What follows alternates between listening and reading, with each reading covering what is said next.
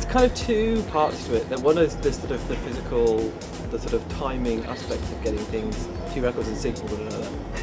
And then there's choosing two tracks which go together, and they're two very different skills. And I think most people can probably learn how to beat mix, how to put two things in sync. And of course these days with computers and things, you don't notice, but sometimes DJs use a track to have kind of the sync button on, so basically they can't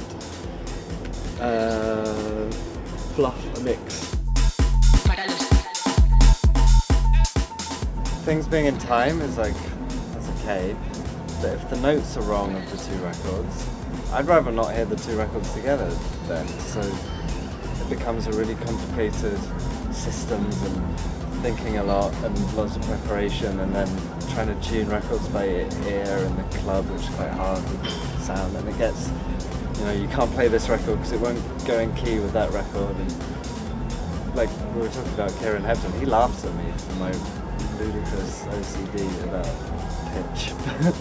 But for me, like, mixing is when you can, the two songs get together and make something more than just two songs together or something.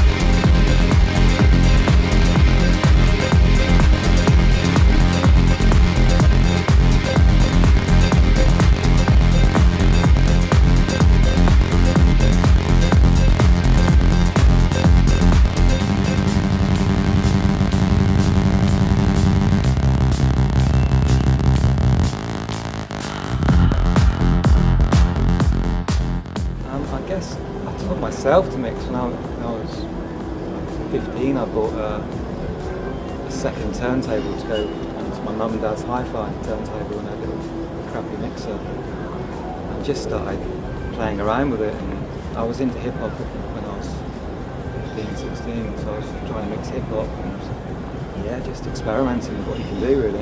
And no one taught me. I had a friend who was like a sort of hard techno DJ in the 90s. He lent me all his old Happy Hardcore vinyl. I think I bought a pair of like decks in like a wooden coffin which had ±3 and belt drive, like a little built-in mixer with just faders, and I just annoyed my neighbours for 6 months, not even being able to do it at all. I guess a friend of mine and me both bought decks when we were in college. So we had a deck each, and then we used to alternate who had the custody of the decks. So one of us would have it in their room for a couple of weeks, and then that's how we learned. And we would basically kind of sit there for hours, and then we sort of give each other records and try, right, try and mix this, try and mix this, try and mix this. You can't really practice at home. That's the thing about it. Like, you can't, the difficult things, knowing what record to play next in front of all these people, you can't practice that. And it's the practice at home only gets you to a certain point, and quite a lot of the confidence you built up at home goes out the window when you take something like that in front of people. That was what all the Happy Hardcore sort of taught me.